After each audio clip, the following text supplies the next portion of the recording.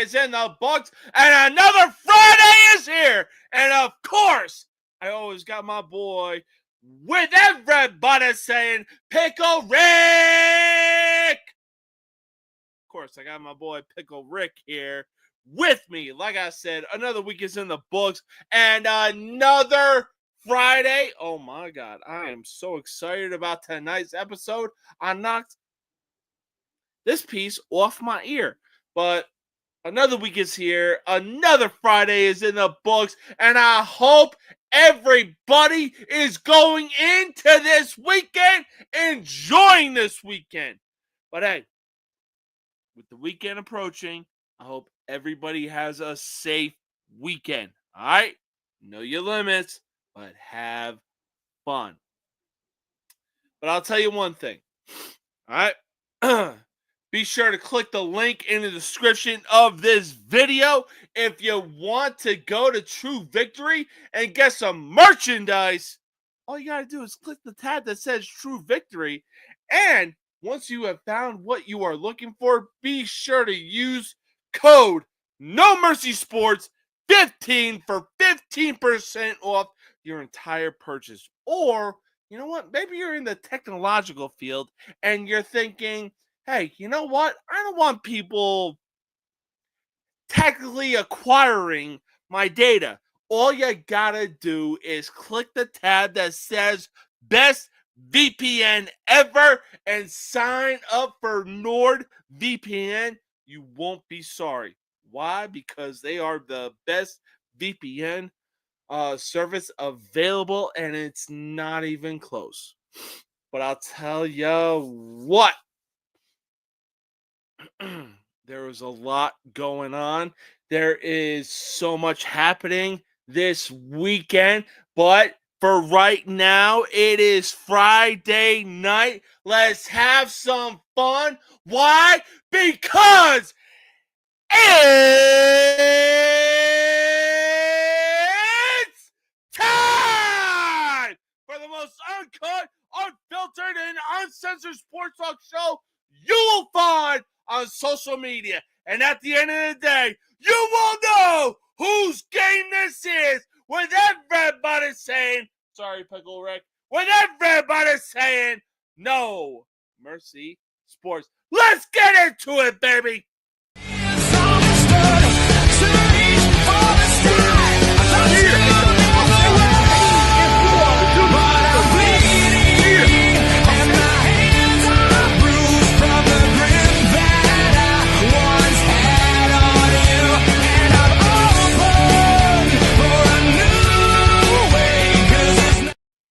Let me talk to you. Why? Because, ladies and gentlemen, we are live! And man, oh man, it doesn't get any better than this. I'm telling you right now. Why? Because it is, like I said, it's another week in the books. It is another Friday in the books. But man, oh man, is it ever time to have some motherfucking fun, baby. Hang on, I'm sending a link out right now to people that want to join in on the show.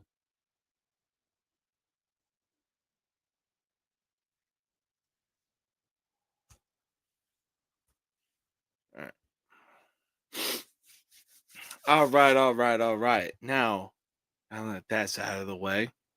Hey, shut up, Pickle Rick. I did the best I could, all right? This fucking guy, I swear to God. Look, in any case, let's talk some baseball. Why? Dude, you're killing me. This dude is killing me, I swear to God. Anyways, look, let's talk some baseball. Why? Because MVPCA, MVPCA, MVPCA. Oh my God!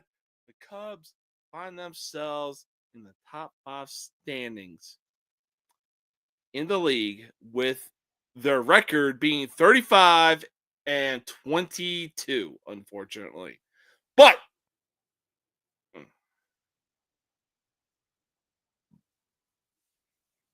Anyways, the Cubs find themselves sitting at 35-22 after losing a game to, unfortunately, the Cincinnati Reds. God damn it. I got the fucking hiccups.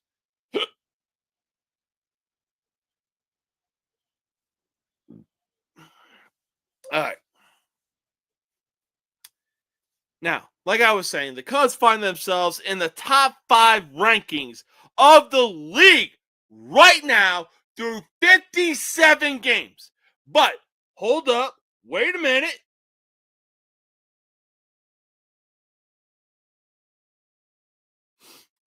Hold up, wait a minute. We got somebody that wants to join the show. Here he is, the Throwback Hat King. What's good, my man? What's going on, man? How you doing? Ain't nothing but a G thing, baby. I'm just talking about the Chicago Cubs. Oh, yeah? Yes, sir. They are currently top 5 in the league standings, but that shouldn't be possible because, according to diehard fans, their pitching should be questionable. Maybe their offense is just keeping them in the game. Yeah, that would be so. And look at the Colts. When they had Manning, their defense sucked because they're always tired. They scored too quickly. Hey, that's true. Hey, look, I will say this. If the Cubs pitching really sucked that bad, they would be down where the White Sox and even Orioles are. But it would seem as though... I don't think, sorry to cut you off, I don't think the Cubs in their worst day are going to be at the White Sox level right now. That's Speaking true. of. Ooh, what you got there? The White Sox. Is that an old school White Sox? Yes, it is. Okay. See, that's why your name is a Throwback Hat King. That's a good throwback hat. Yeah. For real. I still want to find the one with the says socks with the white front. I usually like to shop in person. I mean, the majority of it's from lids. Oh, yeah. Very few from the stadiums, but hey, we got one more person joining us. He is the host with the most of the most villainous sports talk show you will find on social media, and here he is. I'm a bad guy, the one you love to hate. Andrew Anderson, spitting truth that just can't wait. Got a podcast, like a punch right to your face. College sports villain, taking it over the place. I bring the facts whether you like it or not. Dropping truth bombs, giving it all I got. They call me a villain. Well, I wear that badge with pride. Nothing but secrets they try to hide. I'm rocking my veins, rebellious to the core. I won't back down, won't take it anymore. The bad guy of the podcast world, that's me. Unleashing the truth, setting it all free.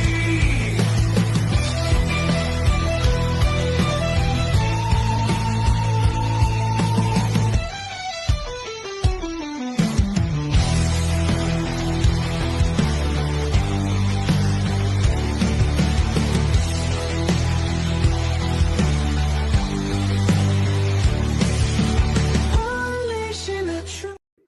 Yeah. Oh, baby, what it was that the Pac-Man ghost I saw on your arm? Yeah, and I got the Pac-Man now. Yes, sir. What it do, baby? Not too much. Got home from work, in the room with the boy. Wife's at work. I got my list ready. I read the agenda. Let's do it. Let's do it indeed. The Throwback Hat King has the throwback Chicago White Sox hat on. Let's get into it. Like I said, the Chicago Cubs, people want to say their pitching has been questionable, but there is a certain player on that team that I am thinking of. His name is MVPCA. MVPCA. MVPCA. Now, sure, Pete Crow-Armstrong may be in the middle of the pack with his batting average. He is batting, I want to say, 250 right now, but he is top 10 in home runs, and he is top 3 in RBIs. If he were to keep this kind of pace, would you consider him for NLMVP? Ooh, we got a long way to go, and a lot of players are doing really good. You got Schwarber out there who tied with Judge for the lead in home runs. I don't know about that, man. That's a tough call. It is a tough call, but I mean, this dude is an outfielder, and he made a slight adjustment to his batting stance.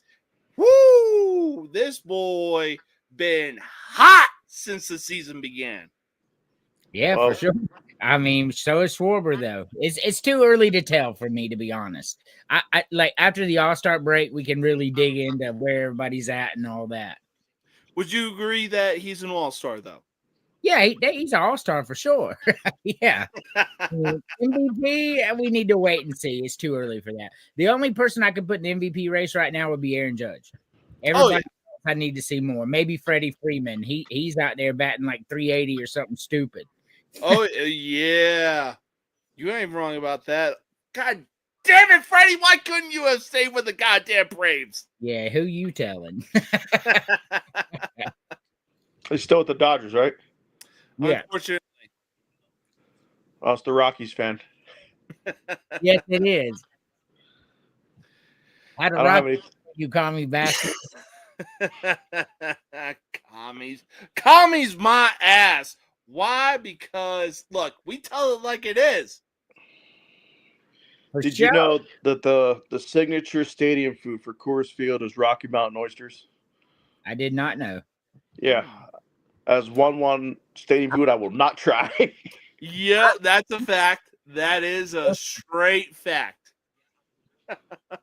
Oh my God. I don't care if you have a direct line to the Coors brewery. There's not enough Coors in the world to make me do that. Oh, hey, look, there's not enough alcohol on the planet that would make me willingly try to have Rocky Mountain oysters. Broncos. Yeah, okay. Okay. You got the Broncos. Congratulations. You also have the worst team currently in baseball right now that hasn't seen 10 wins. No. I still say they're the worst team right now. Yeah, for sure. Hey, the White Sox actually have double-digit wins. They do. They do. Oh, boy. But look, speaking of the Chicago Cubs, to quote Jesse Pinkman from Breaking Bad, they can't keep getting away with this. Yeah, but they can't keep getting away with it. From innings 1 through 5, the Cubs have allowed an insane amount of runs. But the last time I checked, when it comes to innings 6 through 9, they have outscored their opponents 43-9, which is unreal. Mm-hmm. Now, if the Cubs actually want to be considered a serious playoff contender, do they need to turn it up a notch if they actually want to be a contender for a World Series title? I mean, yeah, you definitely got to turn it up a notch. From your 1 through 5 category, it sounds like they definitely need to improve on the pitching. Yeah. I mean, there's a lot of good teams out there, man. Outside the Dodgers and Yankees, I don't have a whole lot of fucking hope for anybody going to the World Series. Pulling for Detroit. Yeah, me too. Oh, like, yeah. No, I'm definitely. Dog. Damn it, Pickle Rick. This motherfucker. Yeah, no, I wouldn't be surprised if the Detroit Tigers actually did something because they are currently the best team in the league right now. Well, hopefully that means something later on because it seems like best records haven't meant much lately. That's true.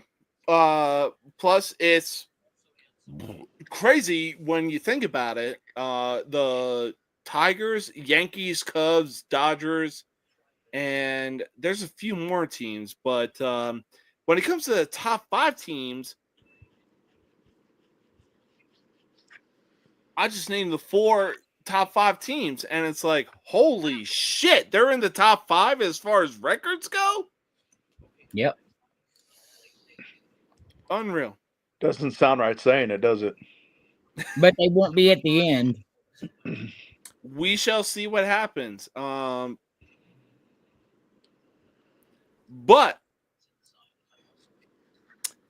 uh-oh. I see Andrew's got NHL going, so let's see if you recognize this one. Yeah. Oh, is that OG Buffalo Sabres? No. I The can't see. California Golden Seals. Yeah, I have no idea who the fuck that is. They were an NHL team. I guess they disbanded in the 70s or something. Oh, okay. Like they were actually, I think they were in the Fuck Oakland the area. Avalanche. I mean, Okay. Just for Arthur. One time and one time only, Mr. Oyster. Oh, going with the old school Avalanche logo. Holy shit. Man, the Avalanche ain't been relevant since Patrick Waugh. They had one cup. Yeah, they did. Unfortunately, they prevented the Tampa Bay Lightning from getting the 3-peat. Nobody wants to see 3-peats anymore. Look at the Chiefs. Correct. Yeah. Well, hey, I wanted to see the Tampa Bay Lightning get the 3-peat. I'm not gonna lie, I really did. I know a certain team in Arizona kept the Yankees from getting a 3-peat. Unfortunately, that is true. And then they turned around and returned the favor. I think they still lost the following year to the Marlins, didn't they? Yeah, I was gonna say, what is it? no, The Arizona Diamondbacks were what, the biggest underdogs going into that series? Yeah. I mean, they were, but I mean, you had Kurt Schilling and Randy Johnson back. Yeah. So chances are you're winning those games, and nobody else started in the World Series. They went 1-2, 1-2, 1. I mean, like nobody else started, just them two. They started every game, man, and it paid off. It really did. Look, I'll be honest. When it came to the Yankees and Diamondbacks, the Yankees had a stacked roster. Looking at the Diamondbacks, they had Randy Johnson, Kurt Schilling, Craig Counsell, and Luis Gonzalez. Outside of those 4 players, I really can't think of anybody else. Steve Finley, Tony Womack. Okay. Look, Luis Gonzalez was good as fuck, though. Yes. Yeah. Oh, I'm not denying that. To go with Andrew said, though, I don't think they started games 3 through 5 because they ended up pitching games 6 and 7 because they were down 3-2 at one point in that series. Oh, yeah. But I'll tell you this. There was nobody on that Diamondbacks team that deserved a World Series more than Randy Johnson did. Yeah, because he would never got one. Yeah, for sure. He didn't get one with the Giants. Yeah, he was good. Mm-hmm. Schilling, I think he ended up getting another one later with Boston, right? After he got traded? Yes. The bloody ankle game. That game still haunts me to this very day, being a Yankees fan. Man, Kurt Schilling, I know a lot of people don't like him because of his political views, but if you take that out of it and you just put him on the baseball field, he's one of the best to ever do it. Oh, absolutely. Yeah. It's not even close. So Bro was on a different level when it came to pitching. A prime Kurt Schilling or a prime Roger Clemens? Oh, I'm taking a prime Roger Clemens. Mm-hmm. But is it closer than a lot of people think? I mean, it's really close. Both of them were Hall of Famers, but Roger Clemens had something. Like this dude was losing games like Nolan Ryan was, 1-0, 2-1. What could have been had he had run support during those bad years? You know, So, but no, I'm taking Roger Clemens. I not by much though. I agree. Oh, for sure. I mean, look, Kurt Schilling was essentially when you get Greg Maddux and Roger Clemens if they had a baby. Because Kurt Schilling had control of his pitches, the same way that Greg Maddux did. And Roger Clemens just had pure heat behind his pitches. I'm taking Greg Maddux over both of them. That's fair. That is straight up I have fair. him as my best ever. Yeah, Greg Maddux, I got him at like 2 or 3, man. I mean, Nolan Ryan is the GOAT to me, but Greg Maddux is up there. I got Nolan Ryan at 2. It's crazy as sound. I do have Maddux at 1. So Nolan Ryan lost a record 142 games by 1 run, all of them under 4 runs. Oh, what could have been? Okay, so name your best starting pitchers, dude. I tell you what, it's not going to be anybody damn. from the Rockies ever. Look, the only thing that the Rockies have going for them was Troy Tulowitzki and Todd Walker, and that was it. I mean, they had Dante Bichette, Oh, that's true. Galarraga. Dale Murphy. I mean, they had some ballers, just not all at once. It's just Coors is not a pitching field. No, for sure. Not Absolutely. at all. But yeah, they had a nice squad when it was the Blake Street Bombers. Oh, for sure. Not many people know. Like, I know he's like the lesser of the known is Vinny Castillo. Yeah, he's a great third baseman. Yeah. Talk about unlocking a core memory. Holy shit. Yeah, But, I mean, yeah, he no was good. pitching. Vinny Castillo was the best. Absolutely. But speaking of the MLB, we are currently just under 60 games into the 2025 season. Oh, and back to baseball. Here we go. Hey, we're going to get into hockey. Don't worry about it. I only brought 2 and I already showed you. So I'll go minor league though. But yeah, so some teams have shown, hey, we're the top tier. We are the teams to beat, and it's not even close. Other teams have shown, you know what? We're taking a step in the right direction, and we're going to be there quite soon. We're going to be in the top tier of a playoff contending type of team. But with 100 games left to be played in this season, what are some hot takes that you have for the rest of the season going forward?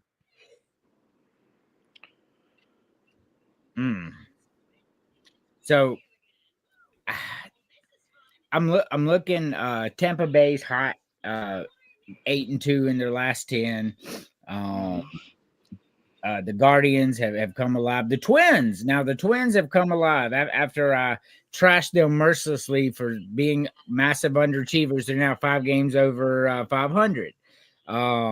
You look at Houston. Last time we checked, Houston was below 500. Now they're 4 games above 500. There's a lot of teams making good strides. St. Louis has come out of nowhere, and now they're like 8 games over 500. So there's some few teams out there that you never know. Oh, for sure. And they are, speaking of St. Louis, they are sitting just a couple games back behind the Chicago Cubs in for first place in the NL Central. And it's crazy. Yep. That's going to be a good race. Oh, for sure. Well, the only info I could offer on my team is that they need to do something about that pitching. From starting to closing. That's fair. I'd probably just fire the pitching coach too. Oh, yeah. Look, I will say this. This is obviously going to be a hot take. Keywords, hot take, and obviously this is going to be some crazy talk. But if the Yankees and Cubs continue on the path that they're going on, it wouldn't surprise me if I saw a Cubs-Yankees World Series. Hey, look, Yankees are 9-1 in their last 10 games. Mm-hmm. So Yankees are as hot as anybody else out there, right? I foresee that. But to think the Cubs are going to take out the Phillies, the Dodgers, or the Padres, it just seems like a long stretch to me. Not saying they're not a good team, but those three teams I just named are good as fuck, bro. So I'm not having a whole lot of hopes that Chicago makes it out of the NL into the World Series.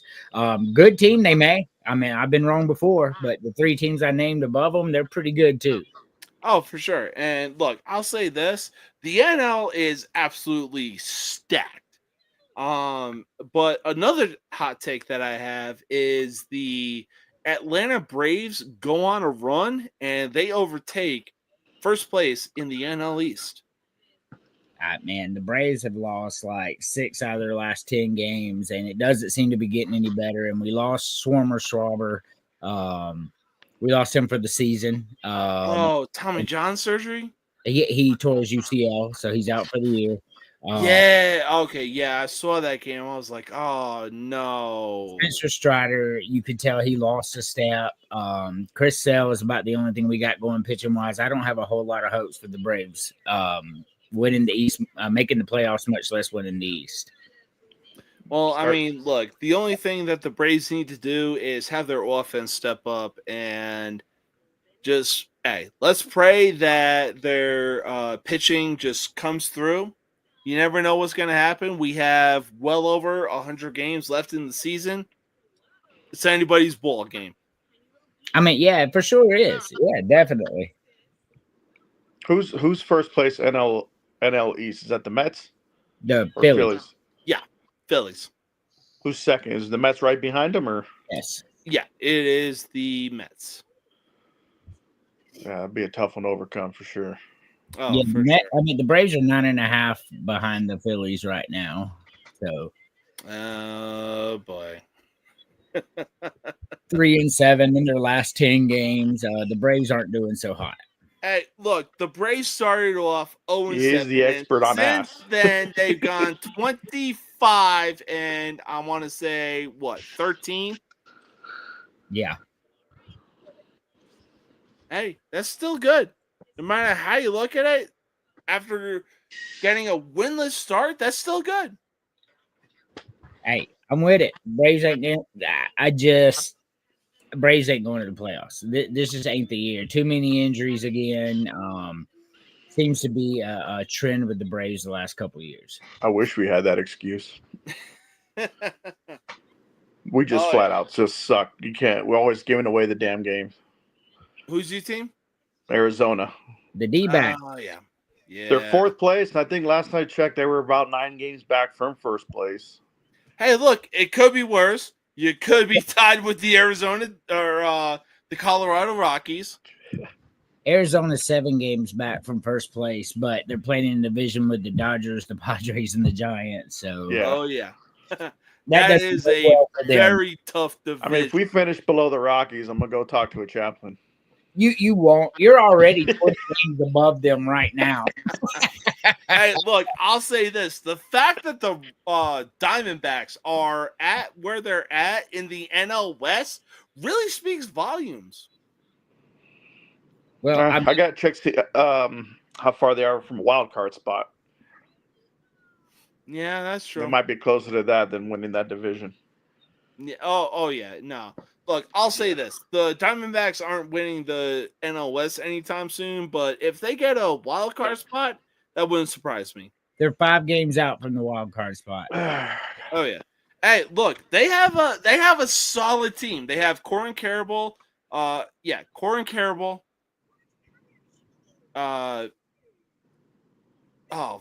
What's his name? Zach Gallen. Zach Allen, yeah. Ketel Marte. Perduromo. No, he's an outfielder. Luis Gurriel. The Braves are moving right now. Is it Luis Gurriel Jr.? Yeah. Yeah. And then he had Suarez at third. Oh, yeah. Look, the Diamondbacks have a solid team. They just need to get some traction under their feet. It's the pitching. The relievers, and even Zach Gallen can't do it all. He's supposed to be the ace, but I guess that guy from the Orioles we got doing pretty decent, keeping us in it. Oh, yeah. I was going to say, like, look, you can only go so far when it comes to Zach Gallen and Brandon Pfaadt. I mean, the Braves have an ace. Chris Sale's the reigning NL Cy Young winner. They're 5.5 out of the wild card, but man, they're gonna need to do something. Chris Sale also got his 25th 100 strikeout on the season. Or in his the career. doubleheader against the Phillies. Yeah, it's his 25th 100 strikeout in his career, and he's he done it faster than anybody else. Unreal. Yep. Unreal. Good for him, though, for real. I Just agree. to give you a spoiler, the next 3 hats are going to be Padre throwbacks. Well, hey, I'm digging the Padres hat that you got going on right now. I think this was the Armed Forces hat. Ooh, okay. So I got this during the stadium tour. I'll say this, the navy blue hat that they had with the white lettering, oh, that is goated. I'm sorry, that's goated. Yes, that one. That one right there. I'm trying to find the one that had the brown and yellow. The golden is D. unfucking real. The one when they had their 50th anniversary hats. Yep. One of my top 10 easily for me. Even probably top 5 all time. Oh yeah. No. He's a top 5 Tony hitter. Gwynn went to Himothy University and it isn't even close. Yeah, he's a top 5 hitter all time for sure. Oh, for sure. I mean, look, if he stayed in the league long enough, he probably would have beaten Pete Rose's all-time hit record. I mean, he was in the league a long time. Yeah. But I don't think any. I think the closest one I think would have done it was Ichiro for a while there. Correct. Because he always had that high batting average, but yeah, that's fair. But just for Mr. Arthur disease, whatever his Arthur disease, that's great. Well, I forgot the middle part of that. Here's your Gwynn era right here. Oh, See, that's my favorite one. Classic. Huh? Very classic. Man. I told you. Oh man. Yeah, I like that one. That's my favorite one. Yeah. Oh yeah. That was the 80s. I think even part of the early 90s too, before they switched to the blue and orange. Yep. Yeah. Yeah. You may be right. Oh, hold on. I'll be back. All right. All right, but let's move on from baseball to basketball. Why? Because staying alive, staying alive, staying alive. The New York Knicks have forced a Game 6 to avoid the gentleman's sweep against the Indiana Pacers. Can the Knicks mount the 3-1 comeback and move on to the NBA Finals, or will the Pacers close it out in their home arena? Yeah, I say the Pacers close it out. They're clearly the better team. I know that New York snuck a couple games, but it's going to happen. Can't win them all. But yeah, I think the Pacers close them out next game.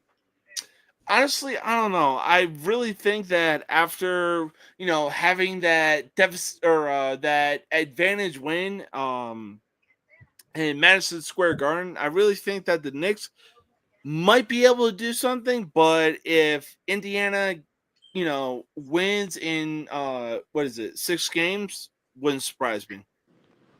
Yeah, no, not at all. Oh shit! Rocking the classic San Diego Padres. Love it. Oh yeah, for sure. Well, that's it for the Padre ones. But hey, real talk. What are your thoughts on the Indiana Pacers and New York Knicks series? Can the Knicks mount the 3-1 comeback, or will Indiana close it out on their home court? It's 3-2 now, isn't it? Yes. I kind of want to see the Knicks come back. I think they're long overdue. I like their squad, especially their what's his name? Either shooting guard or point guard. Was it Brunson? Yeah, Jalen Brunson. Yeah. I like him. Oh, I like him too. Especially when you have Carl Anthony Towns. And look, they really have a good supporting cast, but man, oh man, does a supporting cast really need to step up big time? Yeah. Because it really seems as though Cat and Jalen Brunson are much like Anthony Edwards. They're just out there all alone, essentially trying to take care of the games of amongst themselves. I hope LeBron leaves and goes to the Knicks. Look, well, you know what? We thought that was going to be possible in 2009, 2010, but he decided to go to fucking Miami. Yeah, that was pretty cool to see him play with D Wade though. But you know, people are over LeBron, I guess is what I'm saying. They're ready. You know, they're ready for him. This will be his last year, I guarantee it. He got to play with his son. He got what he wanted. So this will 100% be his last year. Oh, for sure. It really wouldn't surprise me. I mean, people really want to start saying like, oh yeah, LeBron is still head and shoulders above Michael Jordan. He got to play with his son. He is the first player to hit 50,000 points in a career. Okay, cool. You know what he hasn't done? Won 6 championships and gone undefeated in the NBA Finals. Now he'll never catch Jordan. That's why he's going to retire. Yeah, he's at what, 4 right now? Yes. Yeah, he is. He's not even going to catch 6. Kobe. No, he's not. I mean, look, the closest thing we are going to get to Jordan is Kobe Bryant. R.I.P. Yep. That's my 1 and 2 right there. That dude had a serious mentality. Like, oh, I tore my Achilles. Guess what? I'm going to still make some free throws and then walk my ass to the bench. Right. That would have been a great finals to see towards the end of Jordan and an up-and-coming Kobe. Mm. But the Jazz ruined it. Hey, look, the closest we were going to get for so long was going to be, I want to say, 2010 Cleveland Cavaliers when LeBron was leading that team and Kobe was still on the Lakers. And I want to say 2012. I think 2009. That's when the Lakers beat the Magic. Magic, I think, were the ones who eliminated the Cavs. Yeah. I could be wrong, but no, you're right. And then they did the whole thing with the puppets, the Adidas puppet commercials. We had LeBron and Kobe, and then they made fun of it. They had Dwight Howard puppet where one eye was bigger than the other.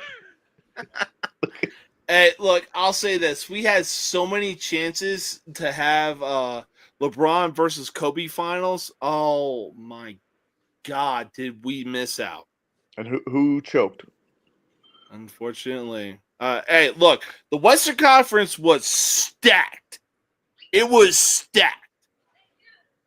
As far as the Eastern Conference goes, it was essentially LeBron and whatever team he was on and everybody else. That's fun. I would remember looking at the standings. The bottom, it was always the top 8 teams, correct?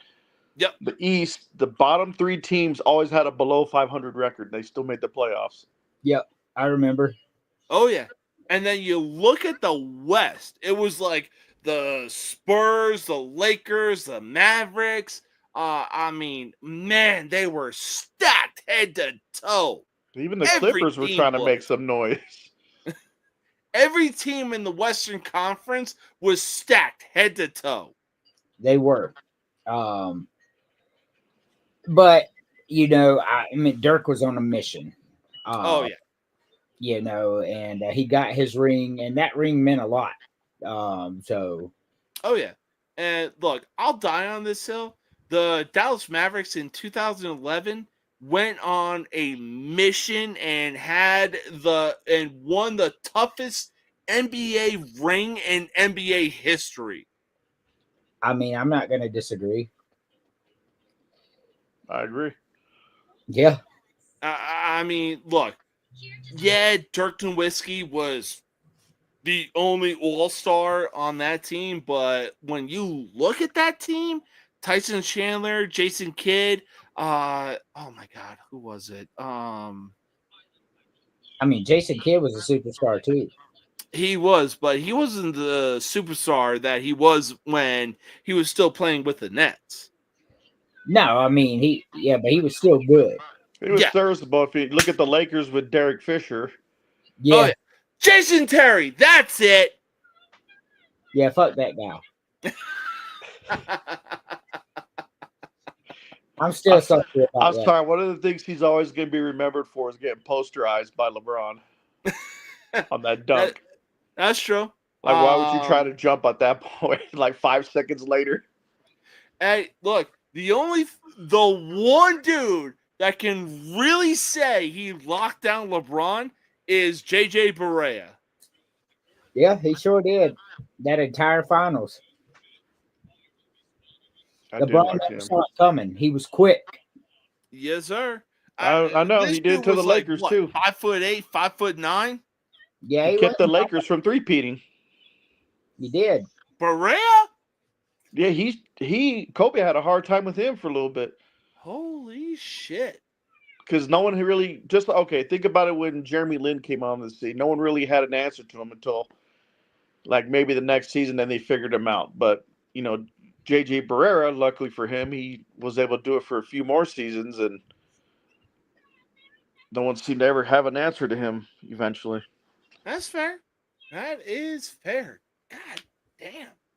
Wow, going back to the Linsanity days, that is a reach, my man. Yeah. I mean, Lim, he was good for about 2 seasons, and then, they figured him out. Oh, shit.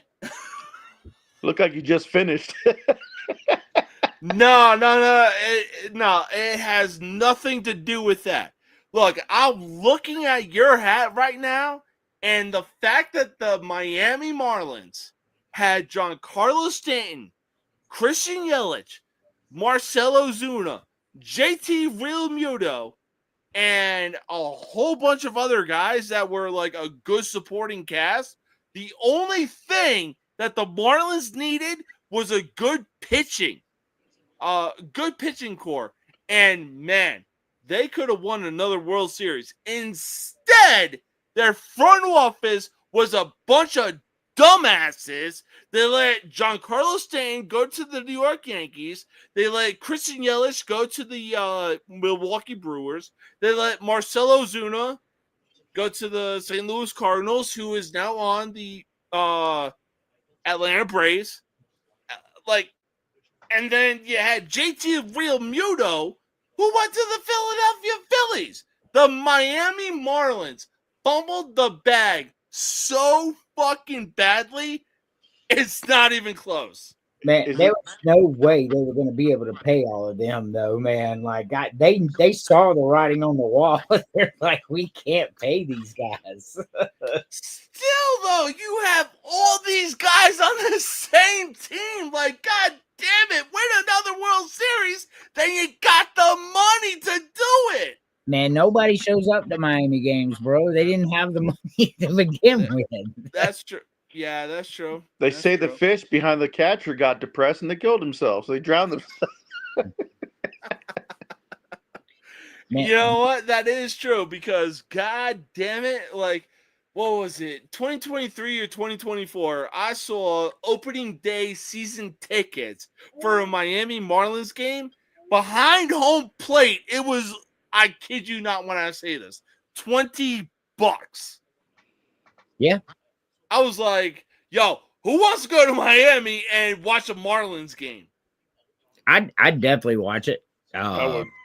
Yeah. Straight up. I go for the money alone. Like, yo, I'd pay them to let me $20 feed the behind fish. home plate. Bet. They try to sneak in the tickets and the lottery scratchers. Yeah, I know. People are like, "What the fuck is this? Where's my lottery ticket?" I got to pay for this. I paid to lose money. But god damn, that is a good hat, my man. That is a good hat. It I is. got 3 more left to show. I'm rocking the Blackhawks. I know. You're rocking the Blackhawks? Yeah, it's dark. Hell yeah. Because I got Hell yeah. my boy. Oh, speaking of the Blackhawks, Jonathan Toews is confident in wanting to do another comeback.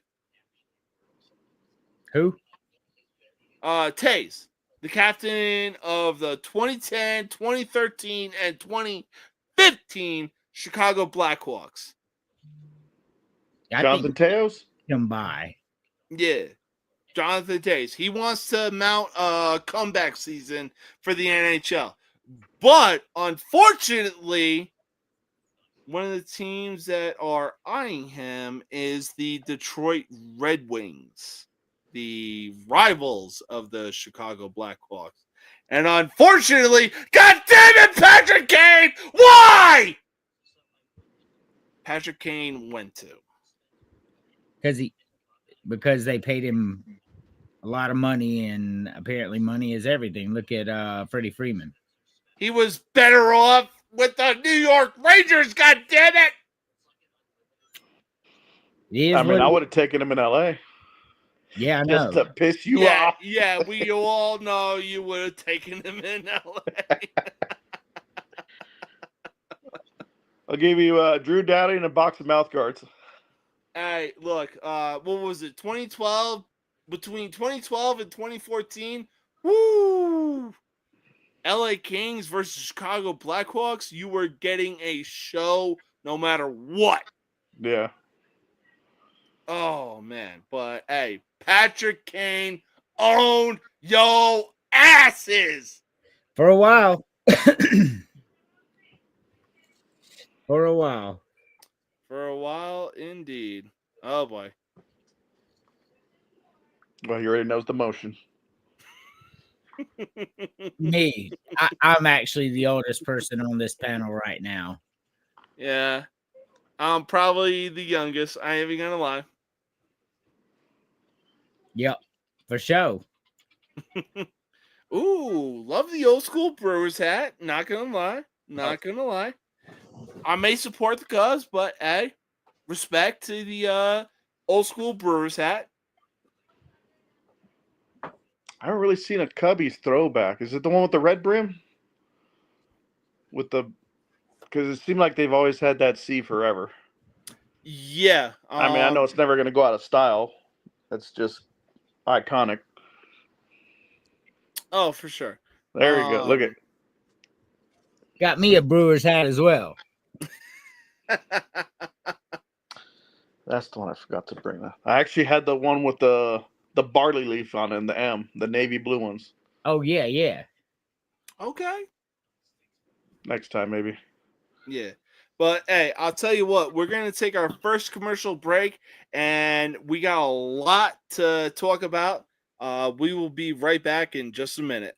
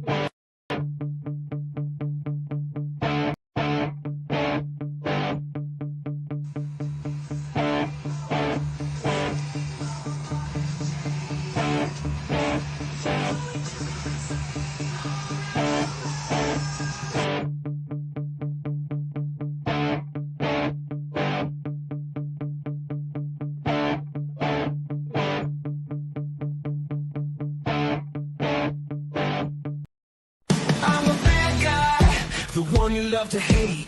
Andrew Anderson, spitting truth that just can't wait. Got a podcast like a punch right to your face. College sports villain, taking it over the place. I bring the facts whether you like it or not. Dropping truth bombs, giving it all I got. They call me a villain. Well, I wear that badge with pride. Nothing but secrets they try to hide. Hard rock in my veins, rebellious to the core. I won't back down, won't take it anymore. The bad guy of the podcast world, that's me. Unleashing the truth, setting it all free.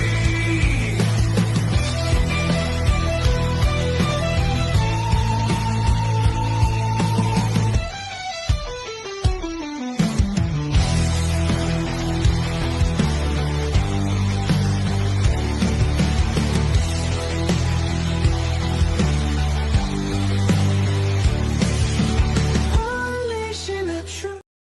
All right. Welcome back to the most uncut, unfiltered, and uncensored sports talk show you will find on social media. Now, we are less than 100 days away from the NFL season kicking off. A lot has happened during the off season, especially during the draft. As the season draws closer, what are some hot takes y'all have going into this season? Also, loving the Brooklyn Dodgers hat. Hot take. It's really hard to say. We don't really know.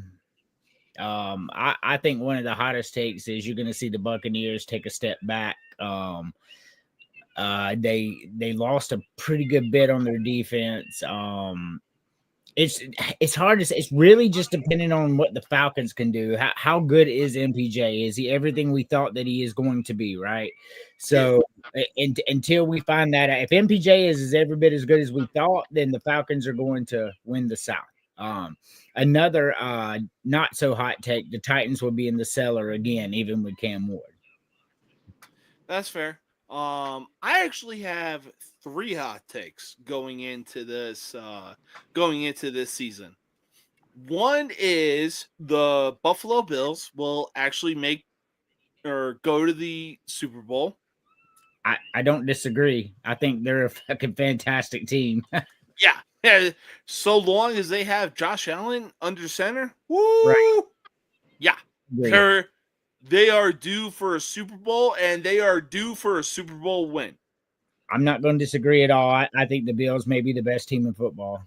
Oh, yeah. Look, the AFC West may be stacked, but damn it, the Broncos are a dark horse in the AFC West. So it wouldn't surprise me if the Broncos won the AFC West. So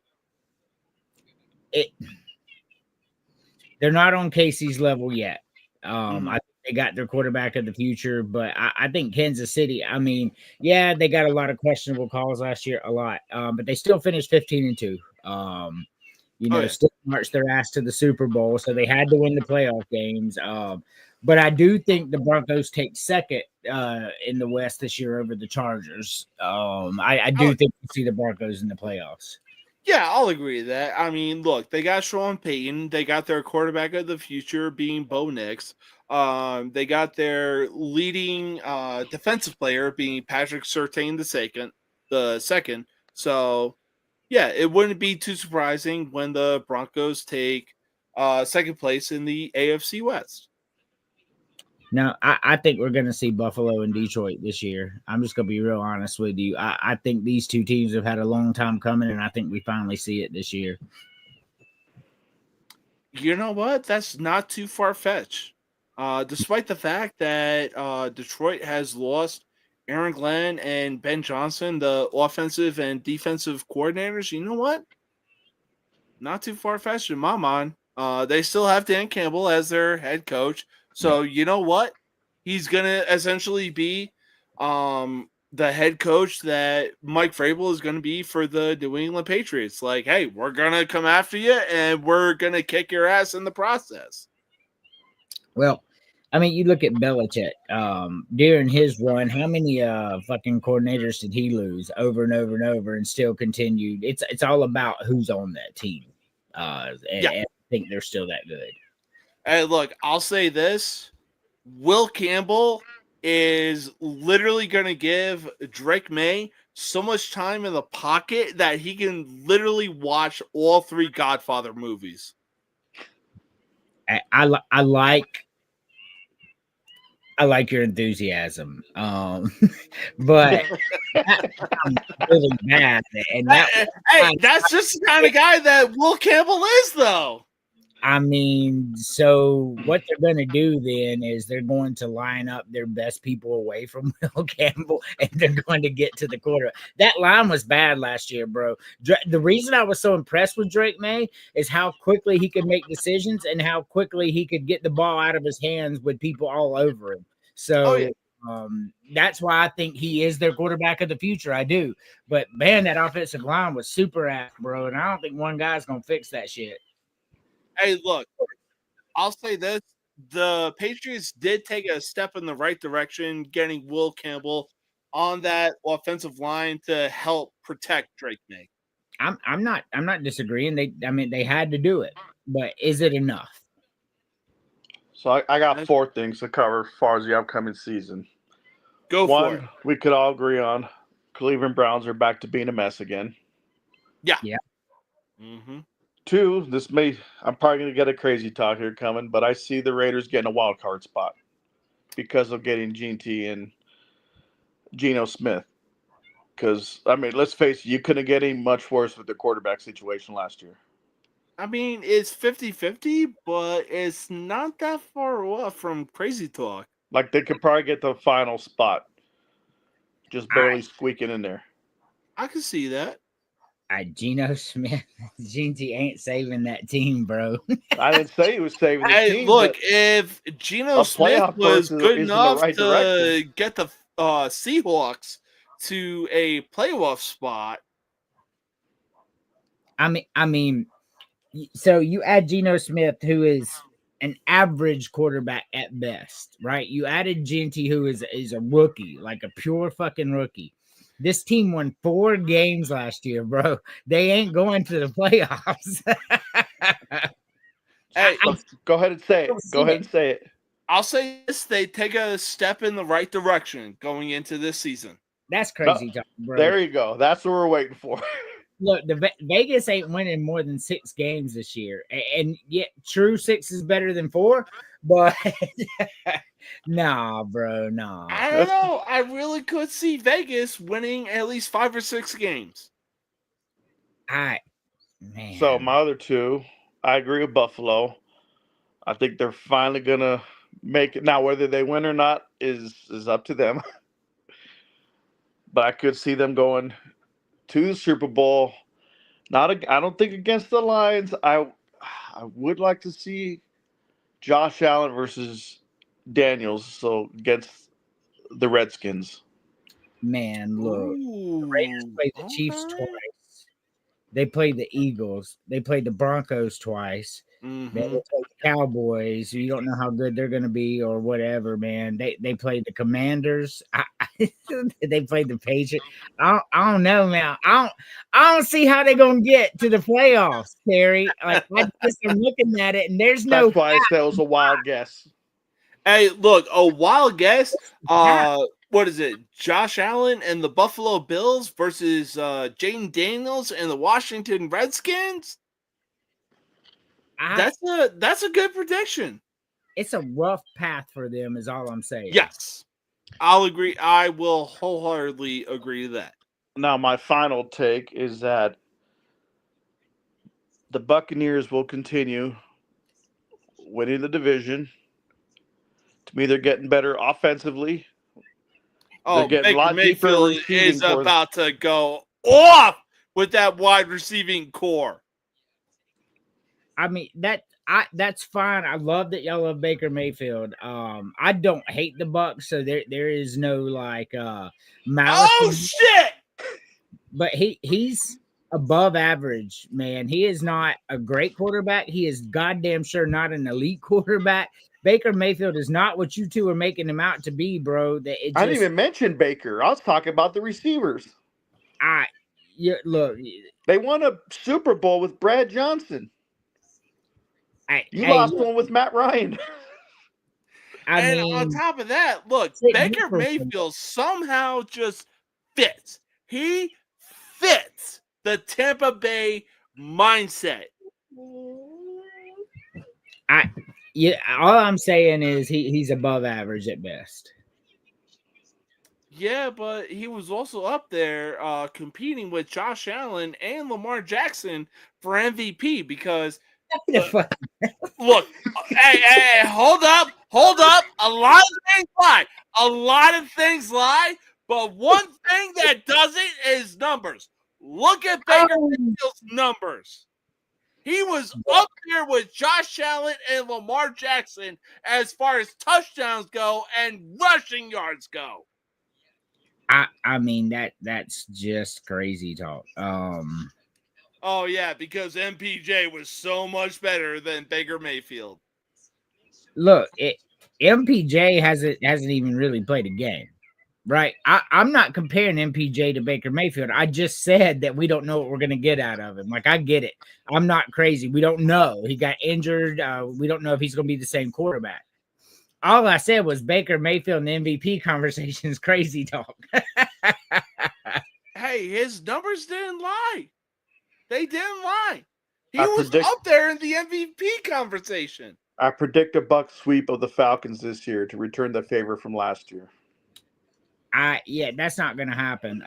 I do think they'll split it. I do think it'll be a split series this year. I think they'll take it home and home.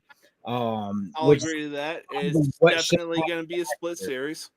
If Baker Mayfield hadn't have thrown a untimely interception, they would have beat the Falcons at home. But yeah, but if the refs actually opened up their fucking eyes and realized that it was a fumble when the Falcons came to visit Tampa Bay. Hey, look, here's the deal. So one play doesn't make a game, right? So that one it did. No. Very true. It did. It did, though. It would have been a touchback. You guys would not got the touchdown. Yes. I'm not talking to you. It was a touchback.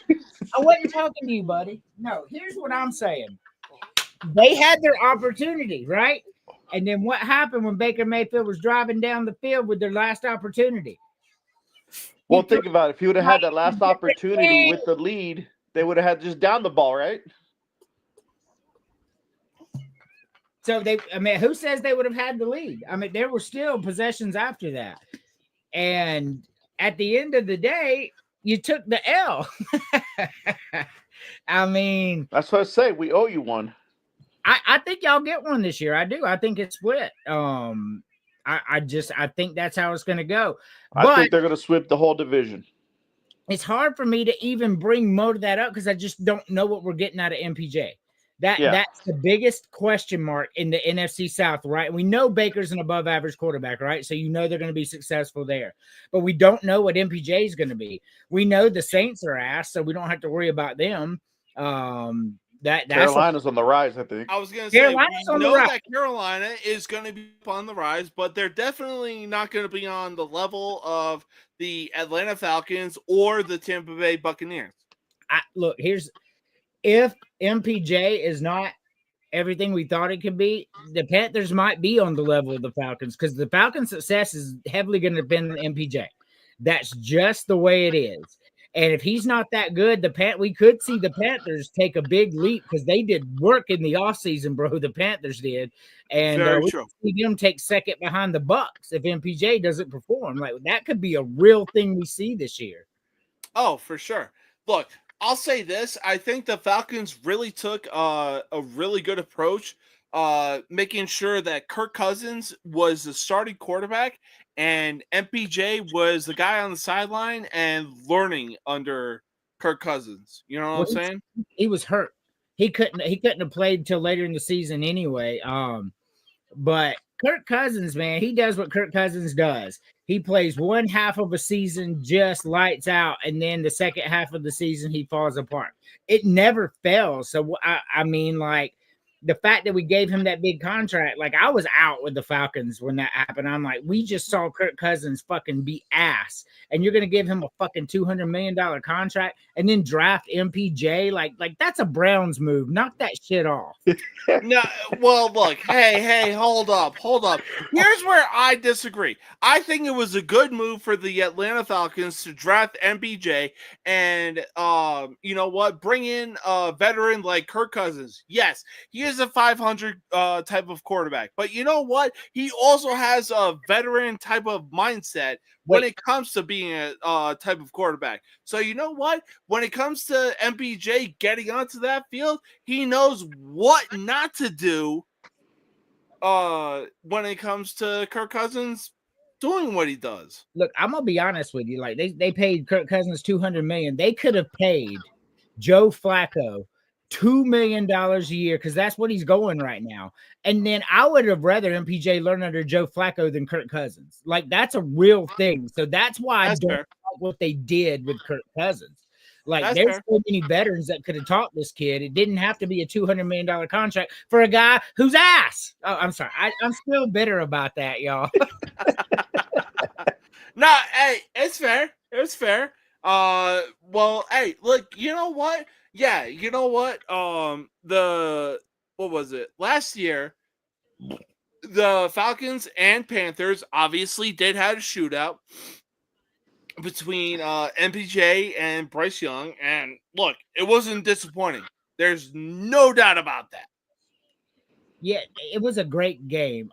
Unfortunately, we had 3 of our defensive players go down in the first quarter and did not continue. And when you're going up against Bryce Young and a team that was hot at that time, I mean, you're missing 2 linebackers in a corner. I mean, you just can't win. You weren't that stable anyway. And then you lose the major pieces, bro. That's a recipe for disaster. I'm pleased with what the Falcons did in the offseason to fix their defense, right? I'm pleased. And I'm if MPJ is what I think he's going to be, I think we could have a good year. But I think the Panthers probably had the best offseason between the draft and the free agent signings. Like, everything they did went to what they needed to win right now, not the future. And that matters. And I'm impressed with that. But still, fuck the Charlotte Panthers. Sure. That's fair. But hey, I will say this. Final take for NFL hot takes: the Seattle Seahawks win the NFC West. Ooh, that's I think you're gonna see San Francisco come back. I think last year was a fluke. The Rams are going to be bad. I think the Rams took a big hit this offseason. Yeah. Arizona, they had a pretty decent year, winning 8 games or whatever, but they're going to be pretty bad too. That's not really a hot take. I could see Seattle winning the West as well. Oh yeah. No, look, I'll say this. Arizona is definitely on the up and coming. The window for the San Francisco 49ers is obviously closing. And the only thing that the LA Rams can do is build around a very still aging Matthew Stafford. It ain't Stafford, bro. Like, the Ram, who's he going to throw to, right? He's got Cooper Kupp out there. He can't stay healthy anymore. No, Cooper Kupp actually went to the Seattle Seahawks. But that's what I'm saying. That's all he had, and he could never stay healthy, except for the 1 year where they, took the title. But yeah. So the Rams. Good. I was gonna say, so the Rams do have Devontae Adams. They have Puka Nacua, but that's about it. I mean, Devontae Adams is on the downside of his career at this point. Nakua is good, but they're just going to spy him. They're going to put a corner and put a safety to spy him every game. I would.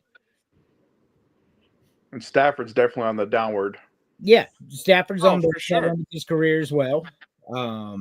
I don't have a lot of faith. I think Seattle wins this division too, or the 49ers. Oh, yeah. I say Truth it would be the told, I Niners, don't but know they had about the same record. 49ers. I really don't.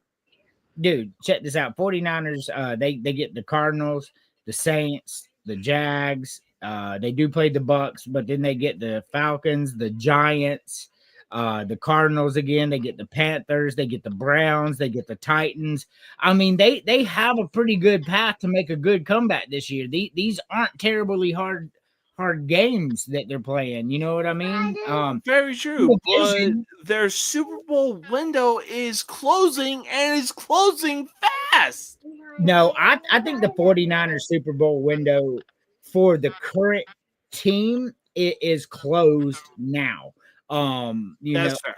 I think Brock Purdy can be that guy for them and they can rebuild in the future. But even though I think the 49ers could make a comeback and maybe win the division, there's zero chance we're seeing the 49ers in the Super Bowl. Yeah. Yeah. Look, I'll say it. Brock Purdy did not deserve that contract. I disagree. He did not. No. I mean, they paid Kirk he only got that contract for two reasons. One, because he gave the 49ers no other option. Two, because when you have guys like George Kittle, Brandon Ayuk, Christian McCaffrey, and Deebo Samuel, obviously you're going to look good. Well, I look at it this way. I don't know, man. I think Brock Purdy is a better quarterback than Kirk Cousins, and we just paid that motherfucker $240 million. So I'm not gonna say that he's not worth it. Would you say he's a better quarterback than Brian Tannehill? Yes. That's all I needed to know. Let me ask you guys this one. Tennessee Titan fan. Let me ask you guys this one now. If we go over to the NFC North, who's going to finish in last? The Browns. Oh, yeah, the NFC. Browns. Yeah, no, the NFC North. The Cowboys. North. The NFC East. Oh, are you talking about the East or the North? North. Oh, Vikings or Bears? Because I'm curious how J.J. McCarthy is going to do now that he had that whole year of relaxing, recovering.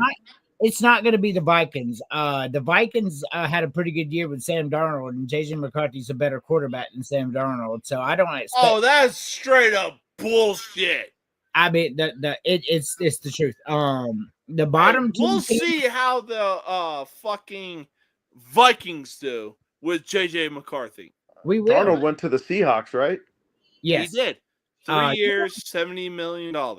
The Bears did nothing in the offseason that makes me believe that they're going to come out of the cellar. Just to be honest, did nothing in the offseason to make me think they're going to come out of the cellar. No. I mean, they're in a division with Green Bay, Minnesota, and Detroit, bro. Like, that's true. But God damn it, I will go to GNC and get you a goddamn Fruity Pebbles protein powder. Now, God James, damn. let's think about this here. Now, he said cellar. He's just talking about that particular division. He didn't say overall because we either said it was going to be the Jets or the Titans. I'm not saying the Bears are going to be the worst team in football. I'm saying the Bears did not do enough in the offseason to come out of a cellar when you have three teams in Green Bay, Minnesota, and Detroit, bro. I know you're a Chicago guy. I know it, but it ain't going to happen, man. The Bears are going to finish last. It's just the way it's going to be. Bro, the Bears 100% did enough in the offseason. They hired Ben Johnson as their head coach. Ben Johnson brought in an offensive line to protect Caleb Williams, as much as I hate that dumb son of a bitch, because he is from the University of Spoiled Children. Where the fuck you at, bitch? Hey, look, Caleb Williams is the only thing the Bears have going for them, bro. If I were you, I wouldn't be trashing your only hope to win 6 games this year. No. The Bears have more than enough going for them. Look, if I'm DJ Moore, hold on. And look, the Bears don't have a winning season after this year. If I'm DJ Moore, I'm looking for a goddamn trade. There's no question about that. Back to the Panthers. Back to the Panthers. Here's the Bears' schedule. They played the Vikings, and then the Lions, and then the Cowboys, and then the Raiders. There's one. The Commanders. There's the Saints. There's two. Then they play the Ravens. Then they play the Bengals. Then they play the Giants.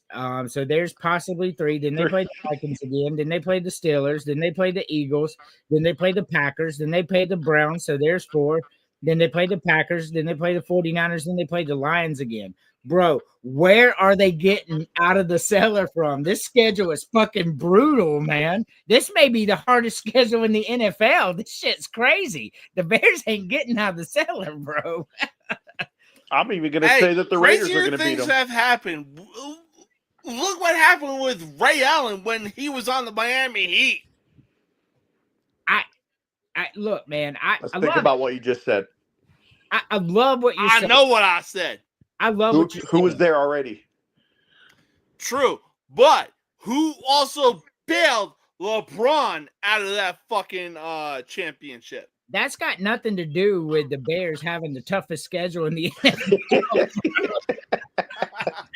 Like, that schedule is brutal, man. Fucking brutal. Like, how did the Bears fucking finish in last and then draw this schedule is outside of the realm of scope. But it does not get any easier for the Bears this year. That's crazy. Well, hey, I'll tell you what. Like you said, strength of schedule matters. Not when you fucking lose 14 games, it don't. It don't even matter in the draft order either. That's true. That's true.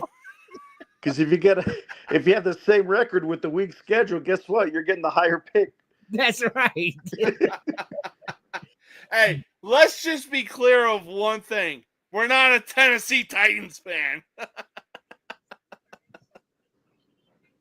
Look, I just real quick thought, the Braves decided not to re-sign Freddie. Well, they couldn't re-sign him. Freddie Freeman's batting .380. Max Fried is 7-0 in the baseball's toughest division with a 1.93 ERA. Man, fuck the Braves. That's all I can say. Bro, y'all have a great night. The literal fact that Freddie Freeman wanted to stay with the Atlanta Braves, but hey, enjoy your weekend, man. Know your limits, but most importantly, have fun. I plan to exceed my limits. I got to go above and beyond. Y'all have a great night. Enjoy. Have a good night, man. I'll have a driver. Don't worry. All right. Bye-bye. Take it easy, man. Oh, man. Oh, man. I swear to God. But, hey, let's move on from baseball and the NFL, and let's move on to the NHL. Why? Because the Stanley Cup Finals are set. That's right. We have a back-to-back matchup between the Florida Panthers and Edmonton Oilers. And honestly, I'm getting like 97, 98 Bulls versus Jazz vibes.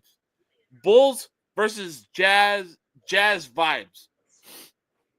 And man, oh man, can the Panthers go back-to-back, or is Edmonton looking to play the role of spoiler?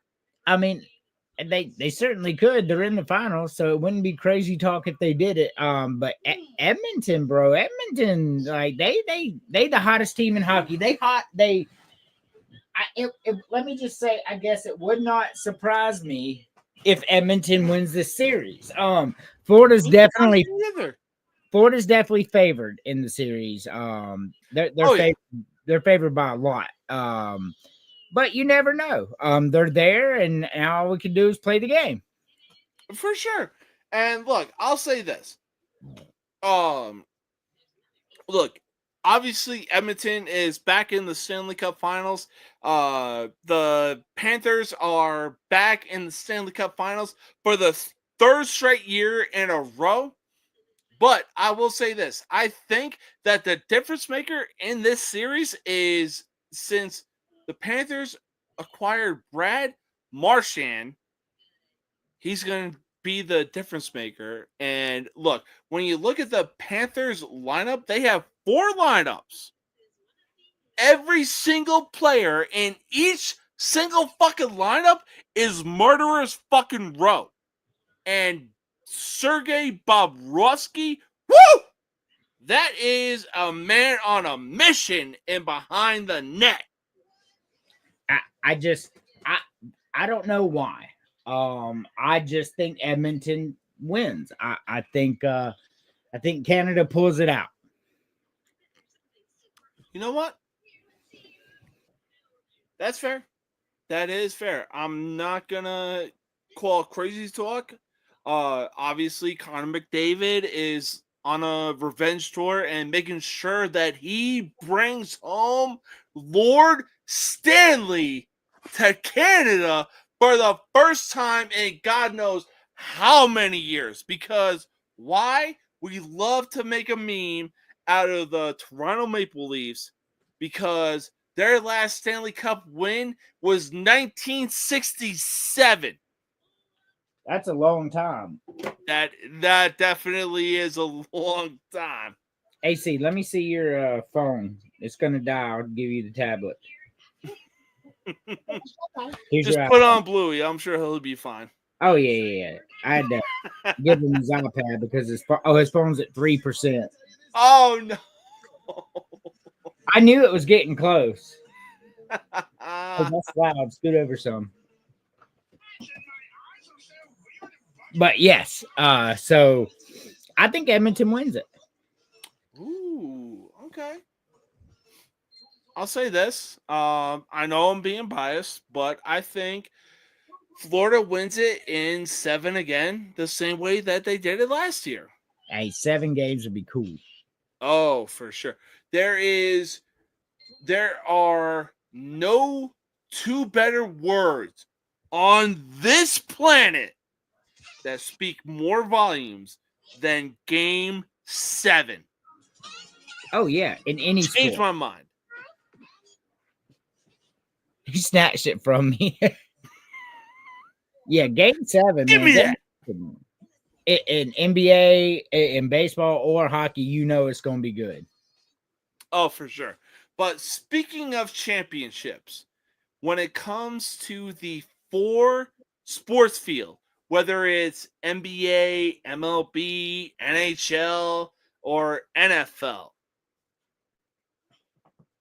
what championship is the toughest to win? From the 4 majors? Yes. Well, it's not basketball because we've seen a lot of repeats there. See a lot of repeats in football, the Cowboys, the Chiefs, the Patriots. I'm gonna say baseball is the hardest. There's so many variables. Like the reason that you see a lot of split series and all that is because the pitcher matters, right? So even though let's just say your team's better than my team, but you know the Yankees go out there and they start, you know, their game 4 starter, and the Braves start Chris Sale. Well, the Braves are going to win that game. But if you go a full series, the Yankees are winning that. It's just too many variables. How many years have we seen a team be dominant all year long in MLB and come up short in the World Series? We've seen it a lot. Yeah. I say especially since the 90s Yankees. What do you need help with? What do you want to watch? I just want to watch this one. You want to watch Bluey? Hold on, I got to start over. I don't know what he wanted to watch. It was some kind of weird thing. I don't know. Try again. Hey, but look, you're not. Hey, I will say this right now. No crazy talk whatsoever. Obviously, from my point of view, the World Series is definitely the second hardest championship to win in all sports. But when it comes down to it, I really think that it's Lord Stanley that is the toughest championship to win in all of sports. Obviously, you know, you can go back and forth with basketball and with basketball and oh my god, what is it? NFL and everything like that. Hi, Emily. Hi. But I'll tell you what, when it comes down to baseball and the NHL, I really gotta give credit where credit is due. I gotta give credit to the NHL because Lord Stanley is one of, if not the toughest championship to win when it comes to the 4 major sports field. It's on. That's weird. So for some reason, it's only showing 9 views. The on College Sports Villains, it didn't show up till like just now. She said she was searching for it and she couldn't find it. What? And it's only at 9 views. So yeah, it literally just came on. But he hasn't touched anything the whole time. Like we've just been on here. I have no idea why. But you're killing it on X, like you always do. Hell yeah. I was going to say, we got 33 people watching right now. Big shout out to those 33 people. We appreciate y'all. Facts. Big facts. But hey, we're going to take our final commercial break, and we will be right back.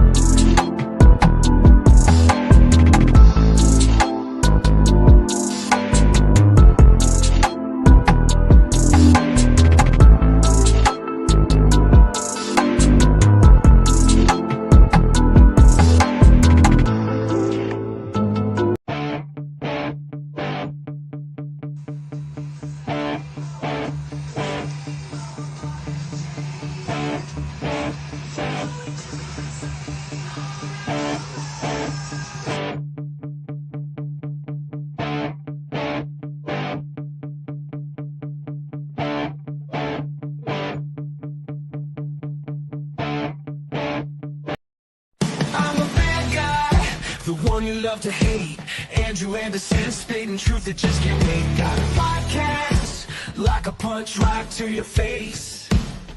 College sports villain, taking it over the place. I'll bring the facts whether you like it or not. Dropping truth bombs, giving it all I got. They call me a villain. Well, I wear that badge with pride. Nothing but secrets they try to hide.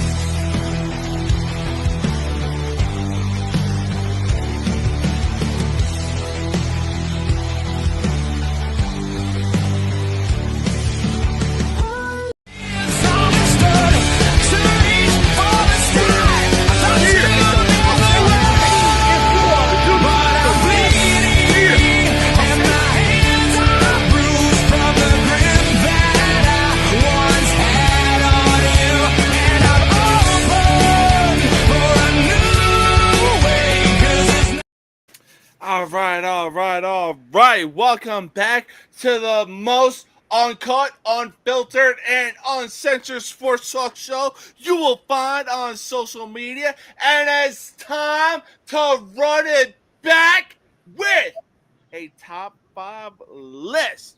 Now, I wish you were here last week for this list, and man, oh man, I did everything in my power to stall, to make sure that you would come on for this top 5 list. I tried. It just did not work out. Unfortunately, it did not work out.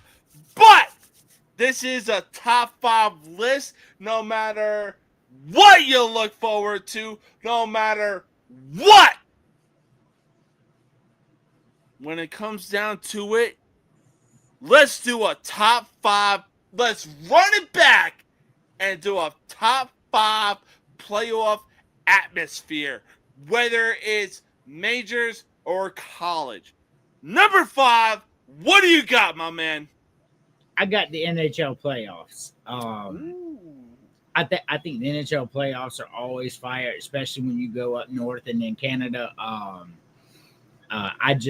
think it's a lot more fun when I was younger than it is now, seeing how my team is asked. But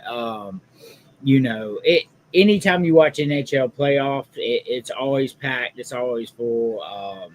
I got NHL at number 5. That's fair. That is fair. One thing, when I was going over this list, I really had the NBA playoffs at number 5, but then it dawned on me, you know what? There is nothing better than an NFL playoff atmosphere. Like, if you're the Pittsburgh Steelers, if you're the Baltimore Ravens, Kansas City Chiefs, it doesn't matter. You can't beat the NFL playoffs. Yeah, NFL is good playoffs. Number 4, what do you got? I got the NFL playoffs. So that's why I didn't elaborate more. Playoff atmosphere, especially when the Cowboys were good. You look at the Bills every year. You look at the Chiefs, the Raiders, even though they suck. But when in the years they were there, yeah, NFL playoffs always bring the heat. So for me, number 4 in NFL. You know what? You get no crazy talk out of me. But number 4, look, these kind of teams go to an NFL stadium and the fans still pack it out. To this day, it doesn't matter what team is in the playoffs. Number 4, I'm going with the college football playoffs. Oh, yeah, for sure. College football playoffs, they're fantastic, and it showed this year. Oh, yeah. They will still pack out an NFL stadium, and it's not even close. Dude, college stadiums are way bigger than NFL stadiums. NFL stadiums are about 50,000. College is about 80 to 90, so.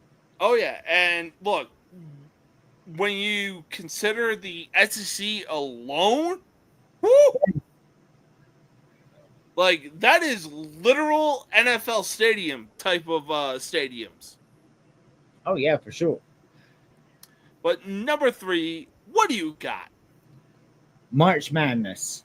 I mean, anytime you fill a stadium to watch Gonzaga play St. Bonaventure and everybody's just fucking inflamed on it, 2 teams that nobody really knows, it deserves to be in the top 3 of playoff atmospheres, bro. March Madness is fucking great.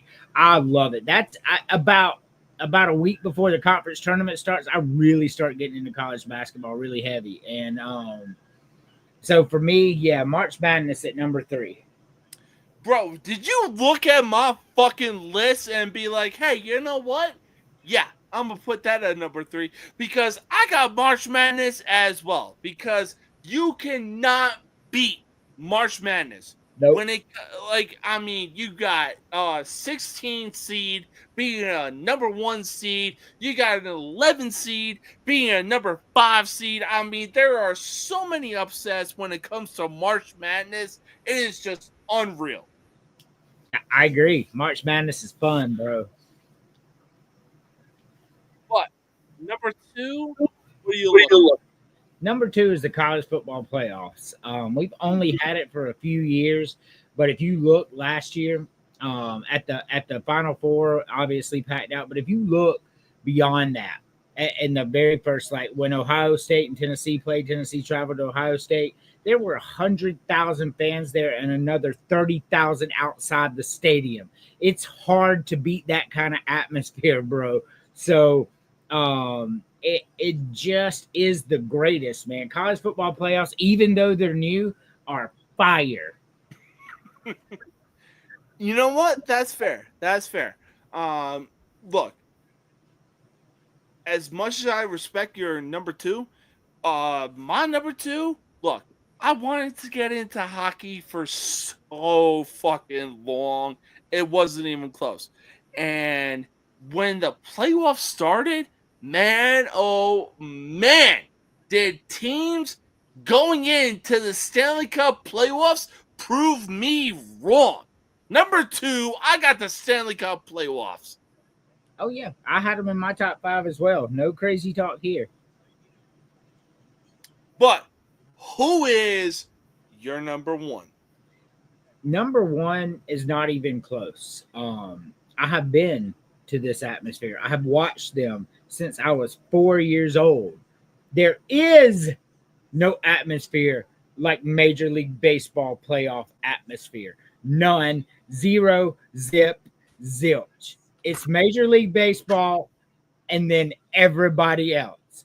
That's a fact.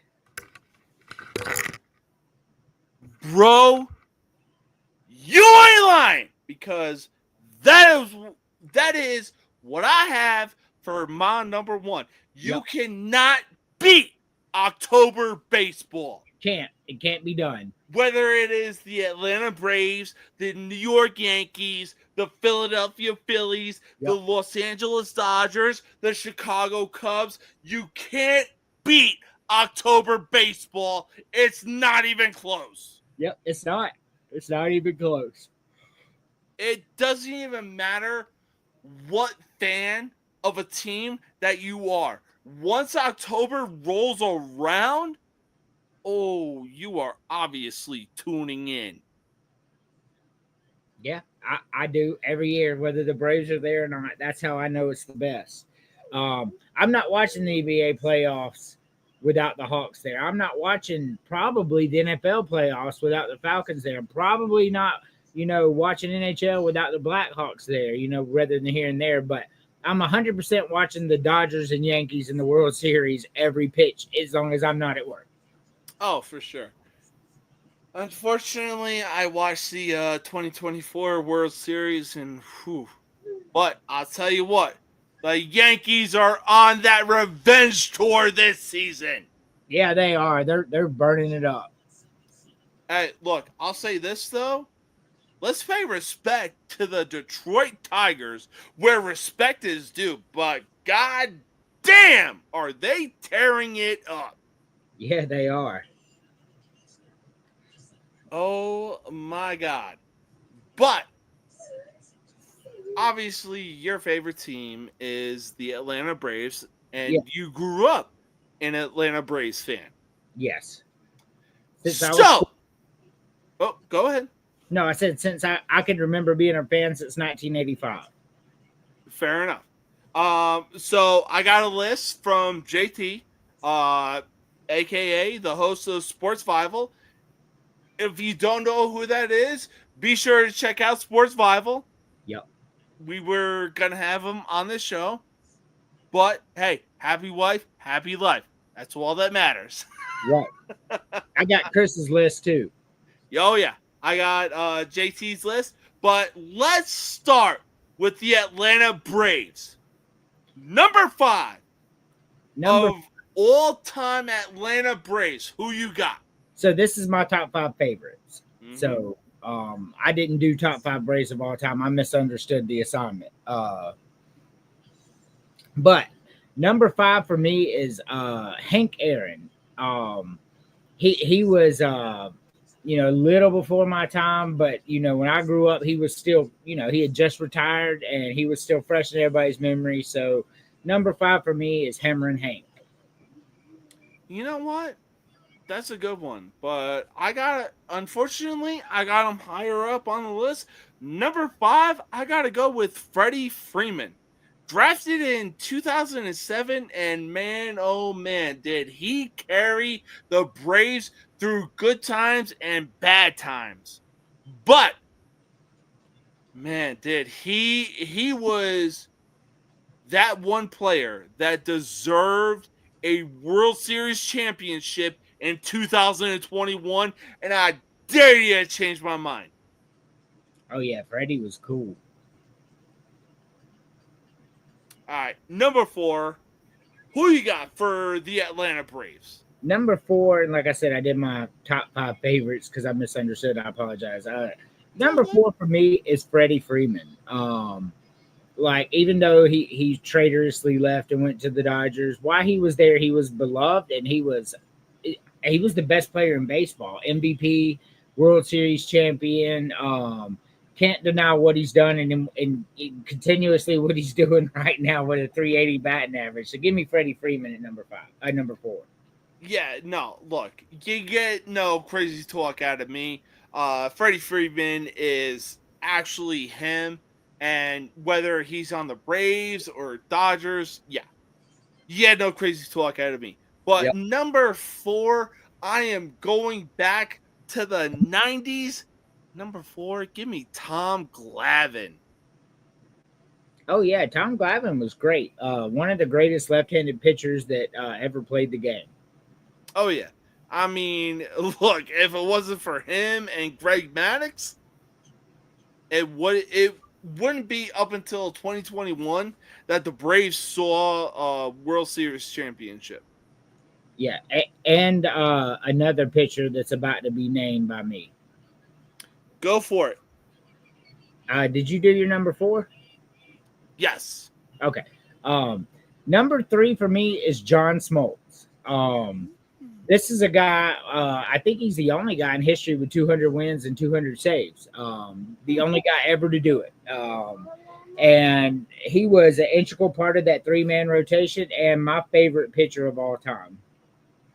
You know what? That's fair. That is fair, because number 3, I got the madman, the mad scientist, Greg Maddux.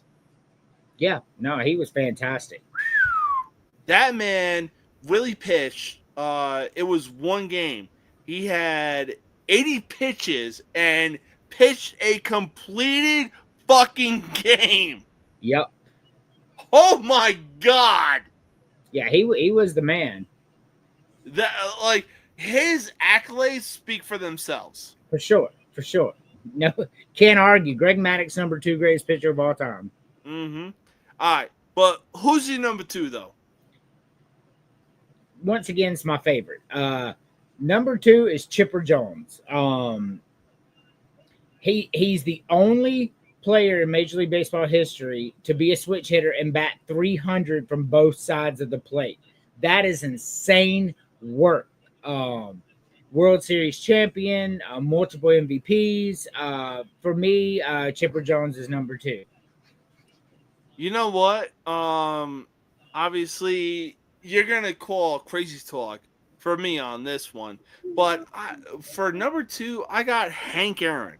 Yes, he broke Babe Ruth's record, home run record, but man, oh man, when you think of the Atlanta Braves, you think of Hank Aaron.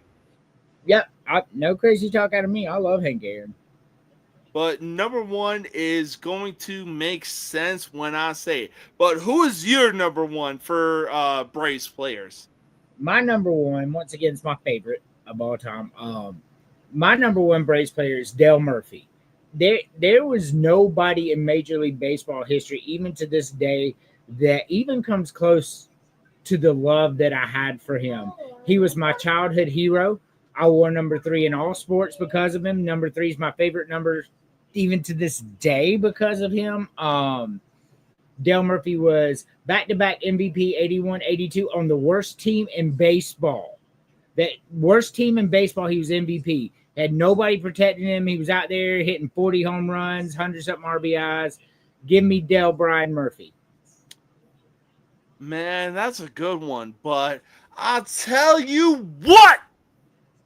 When I was growing up, Man, oh man. Look, I may be a Yankees fan, but I'll be damned if I don't include this player on my list. Number 1, give me Chipper Jones. Arguably the greatest third baseman of all time. And man, this dude literally carried the Atlanta Braves up until Freddie Freeman was drafted, and Chipper Jones passed the torch on to him. Yep, agreed. No crazy talk. My second favorite Brave of all time. I love Chipper Jones, man. I love Dale Murphy more, but Chipper Jones is number 2. All right, hold up. All right, so let's move on. Like I said, JT was supposed to be a special guest on this show, but hey, happy wife, happy life. Sometimes things happen, but that's okay. You know what? Schedules ain't going to line up. That's fine.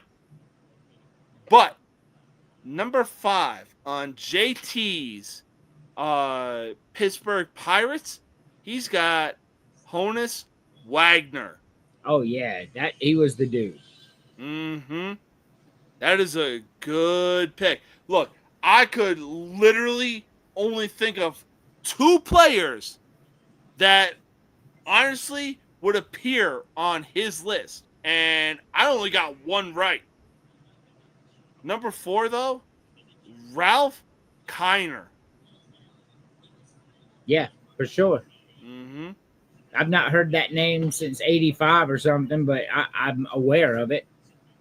Oh, yeah. I mean, look, I'm looking at this list. I'm like Conor McGregor. I'm like, who the fuck is that guy? But you know what? That's the beauty of history. Yes. These are his top 5 favorite players, and Chris did the same. We all misunderstood the assignment. You know what, though? It's all good. It is all good because, hey, he gave his top 5 best Pirates lineup, but number 3, he has Willie Stargell, yes. Willie Stargell. Straggle? No, Willie Stargell was that dude. He was good as fuck, bro. So he was still playing when I came along. I really liked him. He was well thought of, a menace at the plate, solid defensively. I get that pick. That's fair. But man, number 2, man, oh man. This was literally the only one that I got right. Number 2, Roberto Clemente. Hey, Roberto Clemente was that dude. He was. So they took his name off the field in PNC, and it caused such an outrage online that they put it back within 3 days. Oh, yeah. Look, he has a he's got a wall in right field just because of his number alone. Yeah, Roberto Clemente was that dude. Oh, absolutely. But number 1 for JT was Barry Bonds. Yeah, so he started his career at Pittsburgh, and he was skinny fucker, but he was still belting 40 home runs then. Mm-hmm. Barry Bonds was fantastic. He had Bobby Bonilla on the same team as him, Sid Bream, Rafael Belliard. Those Pirates teams were good, bro. They just ran into the Braves at the wrong time. They really did. Look, I'll be honest, and I watched the movie Rookie of the Year, and one of my buddies, big shout out to Jimmy Bo, one of my buddies was like, oh, that's Barry Bonds on the Pittsburgh Pirates. I was like, no, the fuck that's not. Yep. Because you're so used to seeing Barry Bonds on the San Francisco Giants. Yep, you were. Chris's list, man, me and Chris are pretty close in age. Well, I mean, I guess we're about 10 years apart or something. But he has 2 people on his list I've never heard of. Hey, me. Bring it on the list. Number 5, he has Frank White. I have no idea who that is. I'll be honest, I don't know who that is either, but hey, I'm sure he was great for the Kansas City Royals. Yeah. Number 4, he has Brett Saberhagen. One of the best pitchers I ever seen play. I completely understand why Brett Saberhagen is on this list. I loved him as a kid too. Number I'll agree 3, with that. he has Hal McRae. I don't know who it is. No idea. Yeah, no, I'll agree with that. No idea as well. Number 2, he's got Dan Quisenberry. I do know who that is. Okay. And number 1, he has George Brett, who I do know who that is, and I love me some George Brett. So, but I don't know Hal McRae or Frank White. So, sorry, Chris. It is what it is, but hey, this man went deep in his bag. You gotta give credit where credit is due. I agree. Man, oh man, let's get down to it. The top 5 Yankees players of all time. Let's do it. Let's do it indeed. I'll get the list started. Man, oh man. People love to talk about Jorge Posada. Oh my god. Derek Jeter. Fucking what's his name? Andy Pettit. But hey, look, this man was severely underrated during the 90s Yankees run. Number 5, give me Bernie Williams. Hey, I think Bernie Williams was great. He was a staple. You could always depend on him. No crazy talk out of me at all. I like Bernie Williams. Hey, plus a career 300 batting average? Like, come on. Yep. So I did my top 5 favorite Yankees players too. Who you got? Number 5, I got Mickey Mantle. Oh, that's a good one. Yeah, I just like obviously he is dead for a long time by the time I came along, but you know his name is iconic. So number 5, Mickey Mantle. You know what? You get no crazy talk out of me. I mean the Yankees have had some serious players don the pinstripes for just if you're rocking what I'm rocking.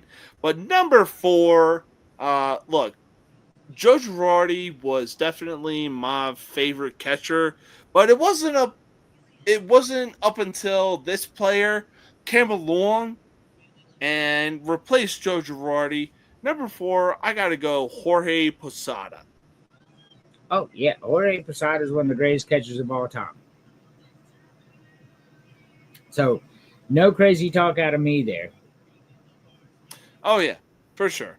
I mean, it was literally so hard trying to come up with a top 5 Yankees players list, but man, oh man, like, look, the list that I have is easily 90s dominated. Oh yeah, definitely. So I loved Jorge Posada, so no crazy talk here. But number 4, who do you have? Number 4 for me for favorite Yankees player is Mariano Rivera. I love to watch him come out and just put a staple on it. You know, his as soon as his music hit, you already knew what time it was. You know what? You get no crazy talk out of me because number 3, I got Mariano Rivera as well. Oh yeah, for sure. As soon as you heard Enter Sandman, it was over. Done. Look, you could say that Trevor Hoffman has the greatest closing pitcher entrance with Hell's Bells, but when you hear Enter Sandman, oh, it's not even close. Goodbye. Now, Enter Sandman, Mariano Rivera is the greatest entrance in baseball history. Oh, yeah. But number 3, who do you got for the Yankees? Number 3 favorite Yankee of all time is Derek Jeter. I just couldn't help but like the guy. I liked him. I liked everything about him. Clean cut. Always had something positive to say, whether they won or lost. I loved to watch him play. You knew when he was at bat that you had to work because he was going to do good. Number 3 for me is Derek Jeter.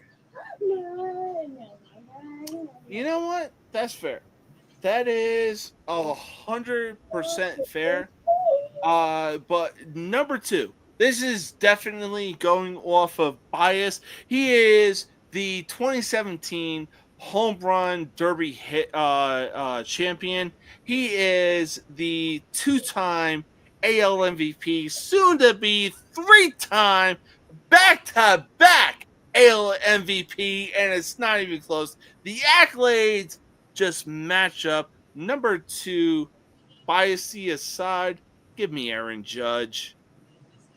Yeah, I mean that's definitely biased, but Aaron Judge is going to win MVP this year. I don't see any other way around it. I mean, the dude's got the numbers to back it up, and it's not even close. Oh yeah, for sure. But number 2 for the Yankees, who you got? My number 2 favorite Yankee of all time is the most iconic baseball player of all time, the great Bambino, Babe Ruth. You would think about The Sandlot, like great movie ever, and that's because of Babe Ruth. You know what? I'm gonna stop you right there. The greatest baseball movie ever. Yeah, Sandlot was just fantastic. Babe Ruth is my second favorite Yankee of all time, and he is the greatest baseball player of all time. He would be number 1 on my list. Everybody could say what they want about competition and this and that and blah, blah, blah. He was a drunkard. But this motherfucker went out there and did it to everybody. So, This dude literally drinking beer and eating whatever the hell he wanted to eat, hit 714 home runs. Yep. Unreal. In an era way before steroids, Mm-hmm. no helmets, nothing. Yep. Straight X. But look, my number 1, I'll be damned. And you know what? Yankees fans will be coming after me if I didn't include this guy in the number 1 spot. Number 1, give me Derek Jeter. Oh, yeah, for sure. I had him at number 3. So he's fantastic. I love Derek Jeter. Yeah, I mean, look, yes, he is well known for, his jumping throw to first base, but at the same time, like, come on, he spent his entire career with the New York Yankees. He did. You can't beat that kind of thing. Yeah, we're almost. Yeah. Number 1 for me, and this is a product of my childhood, is Donnie Baseball. Don Mattingly is my favorite Yankee of all time, bro. Like, Don Mattingly was that dude. You couldn't get him out. Like, he'll stack the base on first base. He'll fight you. Don Mattingly was that dude, and he was my favorite Yankee of all time. You know what? You get no crazy talk out of me because like you said, Donnie Baseball was him. Yeah, for sure. Oh my God! Wow, talk about diving deep in your bag. Yeah, that's my childhood years, bro. Man, oh man, that was a hell of a list. And look, I'm glad that you were a part of it for the top 5 playoff atmospheres, the top 5 Braves players, and on top of that, I know you hated them during the 90s, the top 5 Yankees players. Oh yeah, for sure, man. That was fun. I love doing top 5 lists. Oh, for sure. And best believe we're going to be doing a lot more top 5 lists, especially if it's NFL, MLB, Doesn't matter. We're going to be doing a lot more top 5 lists. And look, I want to thank you for being able to come on and being able to do your lists as well. I appreciate it, man. Hell yeah. But hey, real talk, enjoy your weekend, have fun, know your limits, but have fun. I don't drink it all, so no worries. All right, sounds good, man. Until next time. See ya. All right. Oh my God. That wraps up another episode of the most uncut, unfiltered, and uncensored sports talk show you will find on social media. Oh my God. Was it ever a fun time? Shut up, Pickle Rick! I know. He's Pickle Rick! God damn it. But I'll tell you what. We had a fun time. We talked about the top 5 playoff atmospheres. We talked about the top 5 Braves players of all time. We talked about the top 5 Yankees players of all time. We talked about a big shout out to Sports Bible. We talked about the top 5 Pittsburgh Pirates players of all time. And man, I really thought I had that list figured out. But hey, if you want anything to do with anything and everything Pittsburgh style, all you got to do is go to sportsbible.com and man, you won't be disappointed. But until then, and until tomorrow, because I plan on doing a live stream of the Premier Lacrosse League, you're not going to want to miss it. Until then, peace